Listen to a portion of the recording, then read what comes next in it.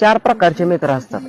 एक बेरोजगार असते, एक घरच्यांच्या जीवावर असते, एक कंपनीत फर्स्ट सेकंड थर्ड करून आयुष्याला वैतागून गेलेला असते, आणि एक असते सर्व गुण संपन्न.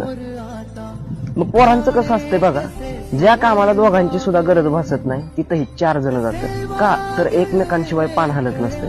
मग गाडी एकाची, पेट्रोल एकाचं, खायला पैसे एकाचे, आणि एक फक्त खायला असते. त्याला आपण भांडवल म्हणतो. सगळ्या संधीचं सोनं करून घेत असते. जोवर आयुष्यात मित्र आहेत ना, तोवर आपला तो सुवर्ण काळ असतो. मित्र सुखदुःखात असतात, मित्र अडीअडचणींमध्ये असतात. नंतर जो तो त्याच्या आयुष्यात व्यस्त होतो, त्यानंतर भेटणं बोलणं कधीतरी होत असतं. त्यामुळे मित्र नावाची गोष्ट आहे, तोवर वाचून घ्या, तिला जगून घ्या. नंतर जसं जसं आपण पुढे जातो, आपल्या आयुष्यात व्यस्त होतो, त्यानंतर मित्र नावाच्या गोष्टीचं पुस्तक अधूनमधून कधीतरीच उलगडलं जातं.